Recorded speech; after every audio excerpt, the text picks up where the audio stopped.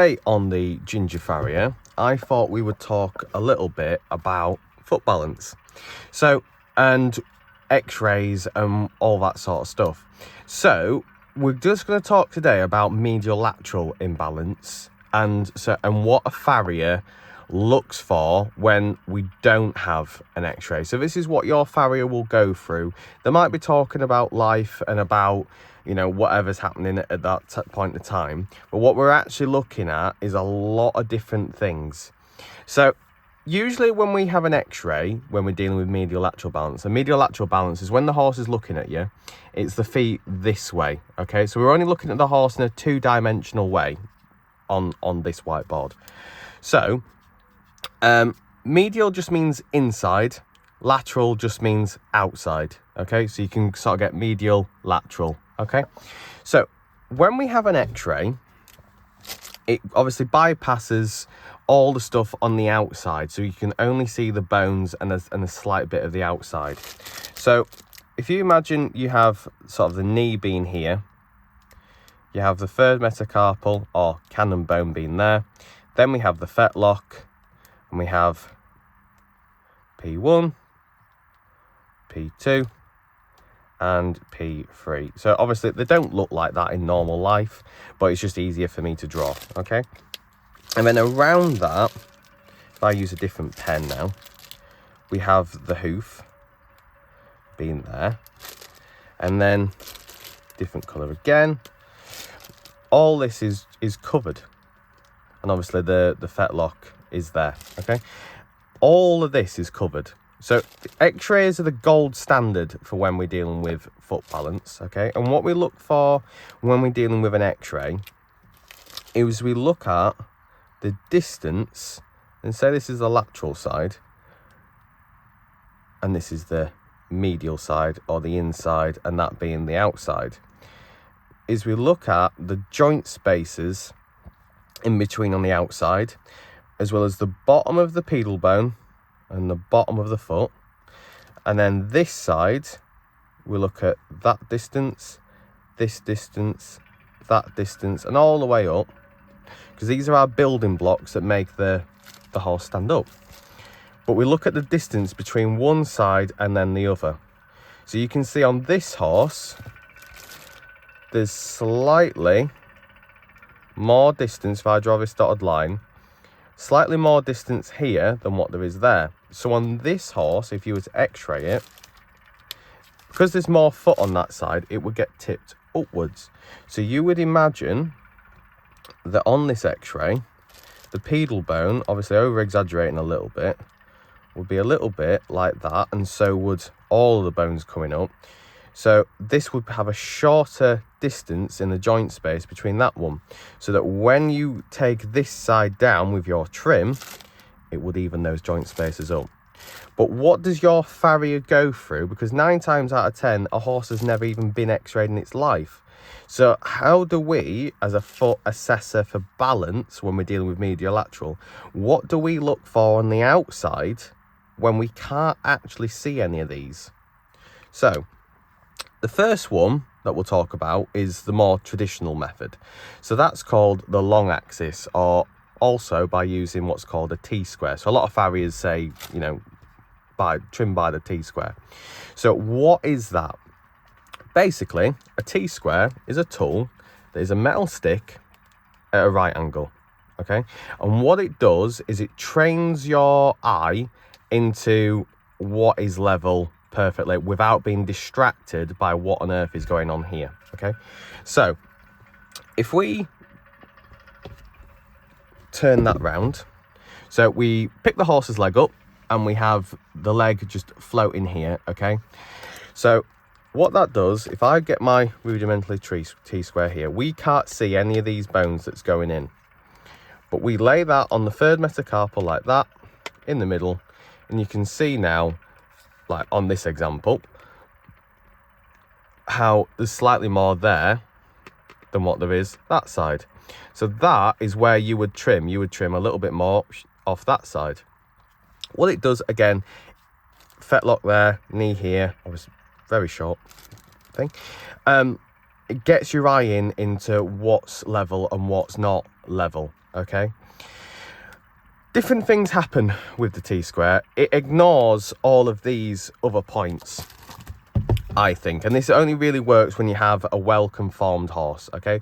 This is still, you know, used today. It's still used by the WCF and other things like that, but all of these are guidelines. So we've got 6 different ways to look at a horse and assess it for balance. But again, guys, this is without using an x-ray. This is what your farrier can look for to get an idea of what's going on inside, and it's just a guideline. So when we have a well-conformed horse, you pick the foot up and you put the T-square bob in the middle and at a right angle. And what it does is it ignores, you might have the, if I just wipe this off quickly, you'll have the third metacarpal being like that. Then you'll have the short axis being the pastern here. And then you'll have the hoof being like that. So if I put my T-square along that, again, you can see there's more of this side than that side. If you have a horse, the problem that I have sometimes when we're dealing with the T-square is that it ignores that and it ignores that. If you have a well-conformed horse, then it works absolutely perfectly into getting things aligned. The knee acts a little bit like a pendulum, like that. And the third metacarpal is the longest leg, so you would hope that if everything was in a line and the foot strikes out like that or the limb strikes out like that, then it would come into land absolutely perfectly with the T-square. The problem is that we've got lots of wonky horses nowadays.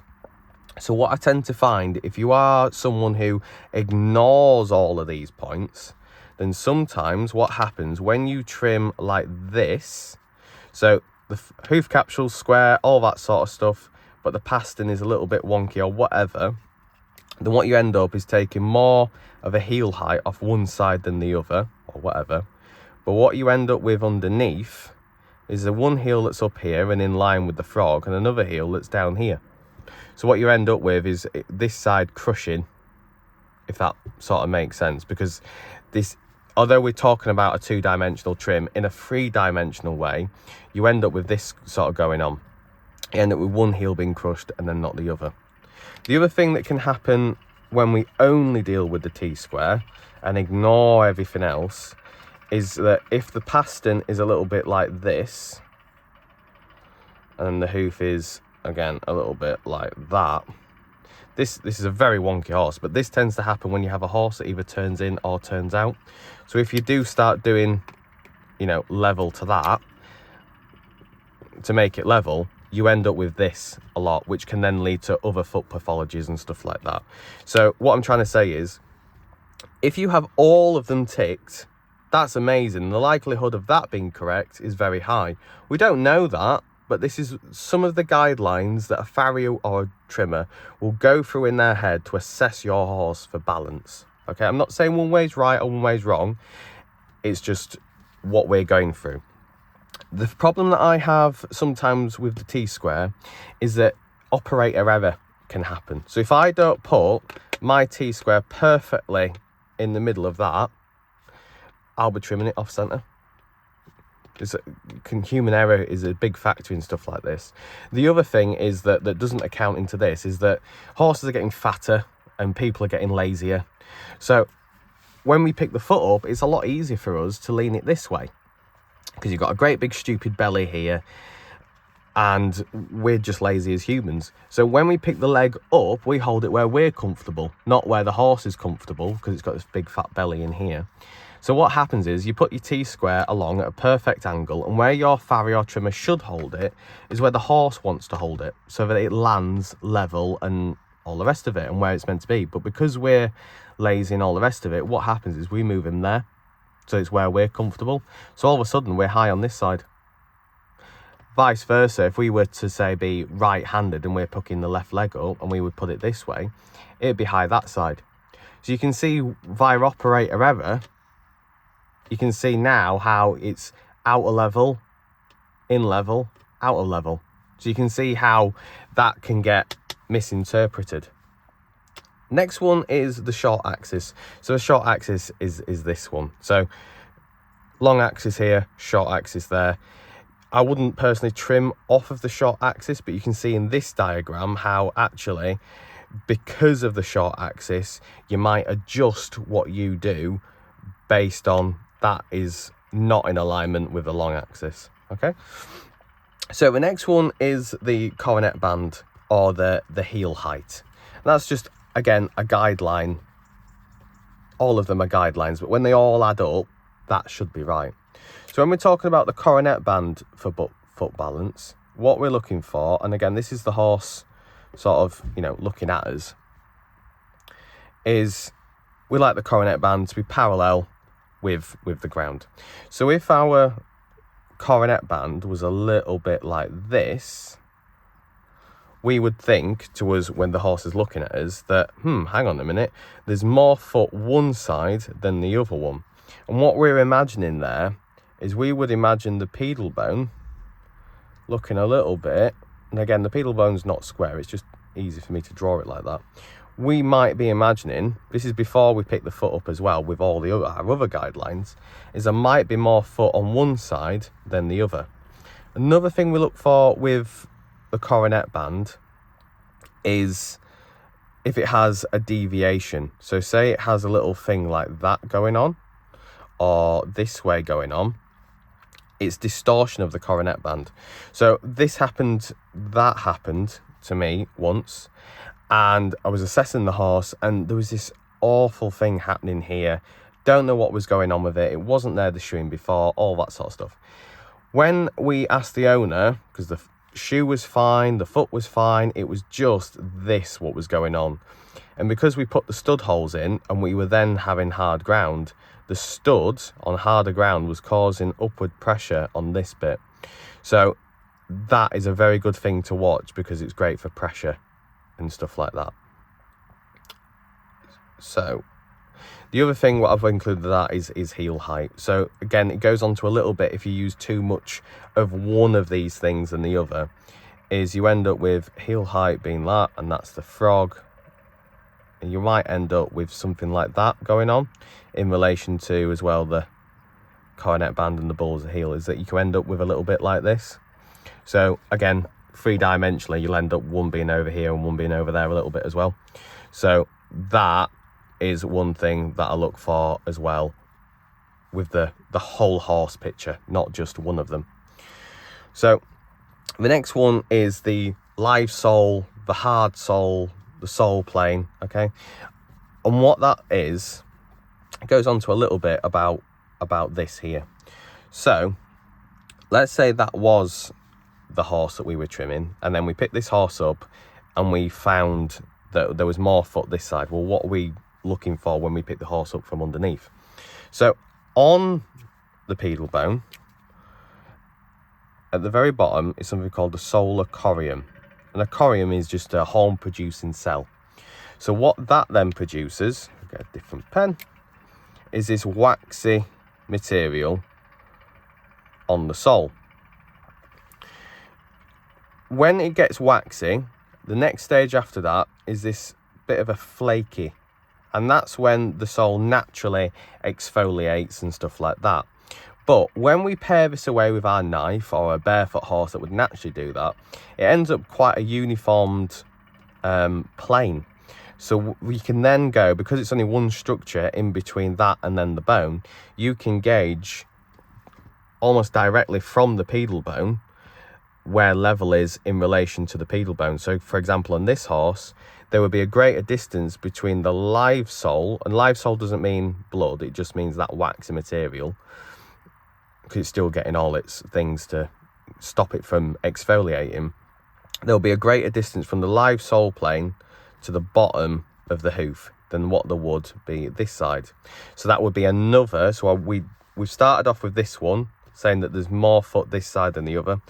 And the live sole plane, or the sole plane, has also told us that there's more foot this side than that side. So you would match them two up and go, there's more foot this side than that side. And you would hope that all of these would also indicate that there's more foot this side than that side as well, adding up to that bigger overall picture, okay? So the next one is a static assessment. So what a static assessment is when the horse, again, is looking at you and he's stood still. This is very in particular when we're dealing with foals. So if you draw an imaginary line down the middle, and you have one limb going this way, and let's say this limb is also going that way, whichever limb it is. So this is a lateral deviation because we're the middle of the horse is going laterally, and even though this is going the same way, this is actually a medial deviation because it's going towards the middle. Also known as, this is called valgus and this is called varus. Why it's called that, I don't know, it's just Latin. But this is what you would call a windswept foal. So when we're dealing with stuff like this, you've got to be very, very careful, and you need to work with a vet and all that sort of stuff, is that you have things called growth plates. There'll be another video on, all that sort of stuff later on. But this is one where you've got to be very careful of your medial lateral trim.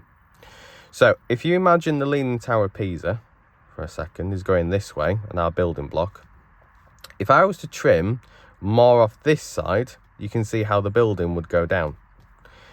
But if I was to trim more like that, how the building might go a bit more upright. So by doing our foot trim, you might ignore some of these to save its joints, but these are things that you can get back later, whereas this, if you're ending up with a Leaning Tower of Pisa, it's not going to have a very long working life. So these are things that we look for when we do, especially with foals and foot balance, okay? So the next one is a dynamic assessment. So let's say our horse is perfectly proportioned in every way to all of these, and this is without obviously using an x-ray. But let's say this unicorn is absolutely perfect whatsoever, but it comes into land like this to the ground, being like that. It's landing on the corner, so that's when, you know, you have a horse that wings in, wings out, whatever, but it's coming into land at an angle like that. So what happens is they're landing on a corner and then crashing down, and that can lead to other problems later on as well. So what I do, or what some farriers do, should I say right now, is they will trim, obviously more exaggerated, they will trim more off one side of the horse's foot than the other to make it land level. Well, that's just silly, because if that was your horse's foot and it's now like that, you end up with one side being shorter than the other, then you end up with more foot pathologies and all that sort of stuff. So what I do in this scenario, bear in mind that you have the perfect hoof and all of this is perfect in every way, is let's say for a moment I was to shoe the horse. So you end up with a square shoe like that. What you've just seen by me moving that line is I've actually moved the timeline. So when this horse now comes into land, instead of landing in the timeline there, it now lands here because I've heightened the shoe a little bit. So it actually will come into ground one earlier and therefore more at an angle, I think. But you're also getting it to land on that cornered edge. So what I do is I soften, bevel, whatever, the outside like that. So instead of it landing on a corner, it now lands on a much wider surface area when it comes into land. Instead of landing there, it lands a little bit later in time, and it has a softer, instead of it crashing down, it has more of a little slide, so it doesn't go bang, bang, and comes into land. It has a little bit of more of a scoop effect to it. Also, this means that when the horse stands still on a flat surface, it means that, yeah, the horse might be standing on like the inner edge of the shoe, but it's still flat. So you're ticking two boxes at the same time. Still is stood flat, everything's lovely, but when it comes into land, that changes.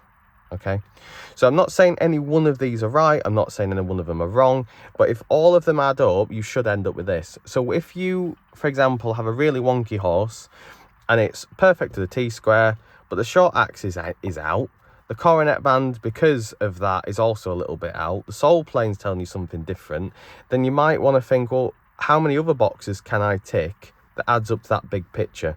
And if you do have a horse that every single one of them doesn't match up with another one, is quite confusing, that might be why your farrier might want an x-ray, or why x-rays are useful when we do have lamenesses and things like that in a medial-lateral way. And these are some of the ways to do it. So I hope that is interesting, guys, and I hope you've enjoyed my video. So thank you very much.